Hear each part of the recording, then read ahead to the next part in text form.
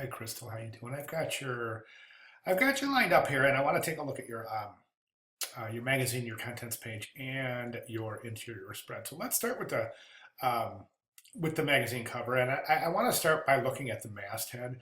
And one of the things I want to mention about the masthead is it certainly looks to me like the type has been stretched or otherwise manipulated, meaning that it looks like you tried to take this type and fit it in this area.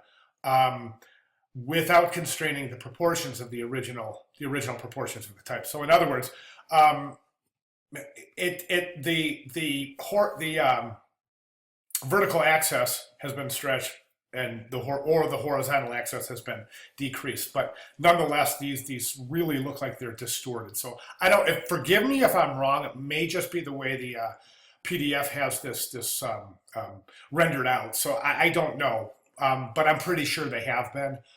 The other thing is this, is that you've got this image in the background that's consuming. I don't think this is the right image. I think that the image is, let's take a quick look. I want to take a quick look over here at some travel magazine images for cover pages. And we can see that in a lot of these, the image does span the entire area, the entire background, like yours does. Okay, so we see that done before, where we're going to have to worry about working the typography in with the background image. Okay, so that's fine. I just don't know if this is so much a good image for a background choice. And let me tell you why. I don't think there's enough color in here to pull any type out of. One of the things that you're going to have inherent problems you're going to have using this image, this image of presumably an image of Atlanta, is that, with this specific image, there's not a whole lot of color to draw. That, in conjunction with the fact that this looks like it might be a low res image, and again, the image also looks like it's been stretched vertically. So it's unusual. I would really be careful with that image treatment as well as that. So where do we go from here? First, what I would say is to address um, um, those distortions in the traveler's masthead. The date here is not, there's no contrast, so you can't really see it. I would rather see you work the masthead together, the volume number, the date, the issue number, whatever else you might include, but try to work those together as one design. This traveler's has this really nasty drop shadow on it, and you're going to learn through your typographic career that drop shadow is not necessarily a good thing ever to use on typography. I don't ever suggest using a drop shadow on typography. So, okay, as far as the rest of the cover goes, you've really only got, you're not using any serif typefaces also. You're not experimenting with mixing typefaces. So we'll want to see some of that. You also basically are using only one font and one scale. Basically, I'm saying, even though this is, okay, so here's this one font here. Whoops. This guy right here, and here's almost the same font, if not identical, right here. Same size, same everything. There's no variation in size, so there's absolutely no hierarchy here. What do you want me to look at first? I think I want us to look at this first, okay? And that's a good way of getting us to do so, is spanning the entire width of the composition. But again, you have the same typeface and basically the same scale. So think about that. Think about working in some interesting typographic variations in terms of mixing sans serif with serif, and also working with scale to create some interesting hierarchy techniques within there. Contents page, you've elected to use a one-page contents page instead of a two-page content spread, and that's fine. I was wondering when this image of the of the aquarium was going to come in. You ever been in there? It's pretty amazing. That guy swims right up to you, man, and he's right there. It's crazy. But anyways, it's pretty cool. You feel safe and everything, so it's not, it's not like you're freaking out. But anyways, contents page. Again, you don't have any. There's nothing that's leading us from the contents page to this particular. So in other words, it's like you would say maybe up here, this would be issue number 2, volume number 1, whatever. And then over here, contents, you could say issue 2, volume 1. Just to repeat that, Over here, you've repeated this yellow, which is good. That's good conscientious repetition. That's good.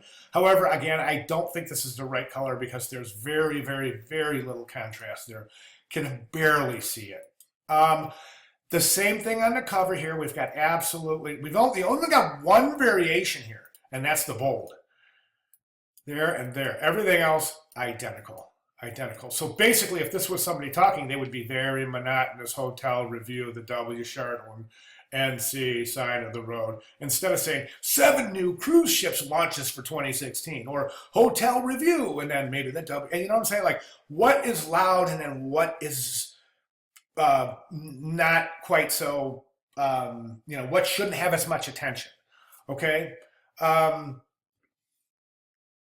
I hope I'm making sense. Anyway, so over here, and then the thing I'm seeing over here, okay, now back in one of the announcements, where was it?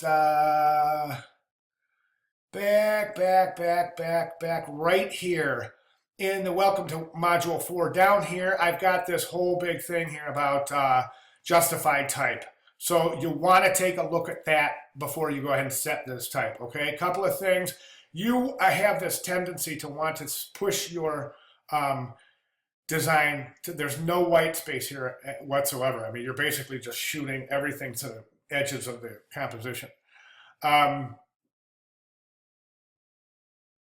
So I would work with some white space within here. Also check, typically, paragraph typography, you want to either differentiate your paragraph. So you need to let your viewer know the end of one paragraph and the beginning of another paragraph. And so a lot of times it doesn't always work out this conveniently. A lot of times this sentence will go right over to here. So you won't even know this is supposed to be a new paragraph without one of two things that we typically do to delineate a new paragraph. And that's either a space between or an indent. So typically I like to see a space between paragraphs in justified type, but that's your call. You've got some unusual things going on here, like these are orphans and some widows, so you'll want to check and read up on that. And again, you can go through this list right here is a list of things that I'm going to be looking for in the final, so you can just take a look at those and make sure you do some really quick, at least look up every one of these. Either in your book or online somewhere, but check each one of these out to make sure that you're not going to miss an opportunity to use any of these in your final design, okay? So, and then that's really what I have for you. Don't forget your folios, your page numbers, and the name of the magazine, maybe a website, and then it would be mirrored on the other page. Okay, so other than that, I think that's where we need to go right now as far as from transitioning from this piece to what we would be considering the next direction towards the final. This right here, if you want to change the background image, and I'm all for it. I'm all for it, definitely. I think this is a real, no offense, I think it's a really super boring image. And Atlanta is not a super boring town, as we know. So anyway, all right. So that's what I have for you. If you have any questions or if anything I'm saying doesn't make sense, feel free to get with me as soon as you can. Okay, great job. Thank you.